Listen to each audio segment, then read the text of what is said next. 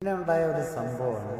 അതായത് കഴിഞ്ഞ ബുധനാഴ്ച ഉണ്ടായി. അതിനെ തുടർന്ന് ഇന്ന് ഞായറാഴ്ച പോലും കഴിഞ്ഞ ഞായറാഴ്ച പോലും അതിൻ്റെ വിവാദങ്ങൾ എങ്ങനെ കത്തിക്കുക. മുഖ്യമന്ത്രിയുടെ ഒരു പത്രസമ്മേളനമാണ് ആധാരം. മുഖ്യമന്ത്രിയോട് തുടർച്ചയായിട്ട് ഒരു ചോദ്യം വന്നപ്പോൾ മുഖ്യമന്ത്രി പത്രസമ്മേളനം നടത്തുന്നതിന് മുമ്പ് KSUവിൻ്റെ സംസ്ഥാന പ്രസിഡന്റ് സേവ്യർ ഫേസ്ബുക്ക് പോസ്റ്റ് ഇട്ടു. ഈ ഫേസ്ബുക്ക് പോസ്റ്റിനെ തുടർന്നാണ് മുഖ്യമന്ത്രി അടുത്ത് ഒരു ചോദ്യം വന്നത്. അദ്ദേഹം അതിനെ പ്രതികരിച്ചപ്പോൾ അദ്ദേഹത്തിന് ചെറിയൊരു പെശക് പറ്റിയെന്നാണ് അദ്ദേഹത്തിൻ്റെ ശരീരഭാഷ വെച്ച് എൻ്റെ ഒരു മനസ്സിലാക്കി. ഞാൻ കണ്ടതാണ് പത്രസമ്മേളനം.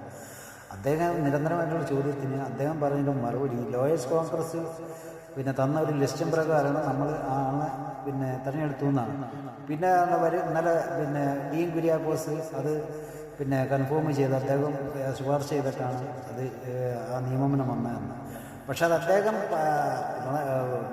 ശ്രീ വി. സതീശൻ പറയേണ്ടിയിരുന്നത് KSUവിൻ്റെ പരാതി നമ്മൾ സ്വീകരിച്ച് മുന്നോട്ട് പോകും, അത് ഞങ്ങൾ പരിശോധിക്കുമെന്ന് പറഞ്ഞാൽ മതിയായിരുന്നു. ആ ഒരു പ്രശ്നമാണ് അവസാനിച്ചത്. ഇത് ചൊറിഞ്ഞ് ചെറിയ ഞുണലിനെ ചൊറിഞ്ഞ് വലിയ പ്രശ്നമാക്കി ആര് പത്രക്കാരല്ല. അതിന് ചെറിയൊരു ഇത് മുഖ്യമന്ത്രിയുടെ കയ്യിലുണ്ട്. അദ്ദേഹം പെട്ടെന്ന് ദേഷിച്ച് പറഞ്ഞൊരു മറുപടി ആയിപ്പോയത്.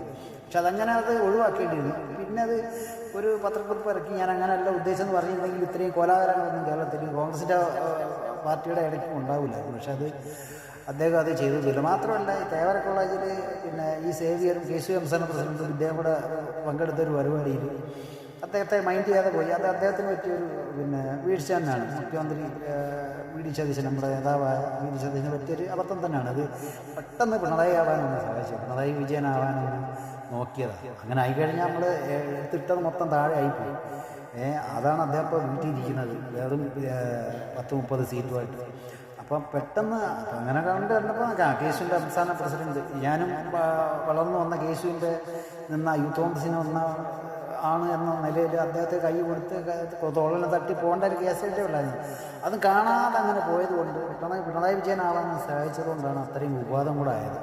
അപ്പോൾ ഇന്നലെ വരെ അത് കത്തി നിൽക്കുകയാണ് അതിൻ്റെ വിവാദം. ഇനി അടുത്ത ബുധനാഴ്ച വരുമ്പോഴേ ആ വിവാദത്തിന് കുറച്ചുകൂടെ ഒന്ന് ശാന്തത കിട്ടുകയുള്ളൂ. കാര്യം പത്രസമ്മേളനം വീണ്ടും മുഖ്യമന്ത്രിയുടെ ഉണ്ടല്ലോ. അപ്പം അദ്ദേഹം പറഞ്ഞ ഒരു വാചകം അടർത്തിയെടുത്ത് അത് ഇങ്ങനെ ചൊറിഞ്ഞ് പുണ്ണാക്കി.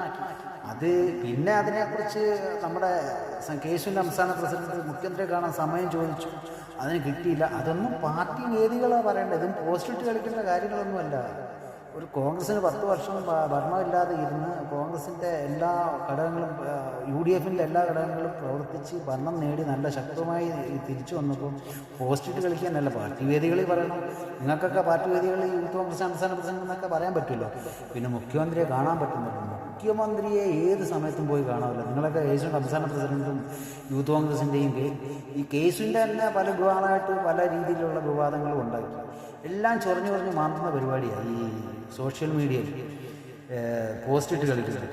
അതിൻ്റെ ഒന്നും ഒരു ആവശ്യമില്ല. മുഖ്യമന്ത്രി എപ്പോഴും കണ്ടുപോയി പരാതി പറയാവുന്നതേ ഉള്ളൂ. അതിന് സമയം ചോദിച്ചു, കിട്ടിയില്ല. സമയം ചോദിക്കേണ്ട കാര്യമൊന്നുമില്ല. ഒരു ഫോണിൽ കോളിൽ കാര്യം തീരേണ്ട കാര്യമുള്ളൂ. എൻ്റെ പൊന്ന് KSUവിൻ്റെ സംസ്ഥാന പ്രസിഡന്റ് സേവ്യറെ, അത് മാത്രമല്ല നിങ്ങൾക്കൊക്കെ കാണാനുള്ള ഇഷ്ടംപോലെ അവസരവും ഉണ്ടല്ലോ അദ്ദേഹത്തെ.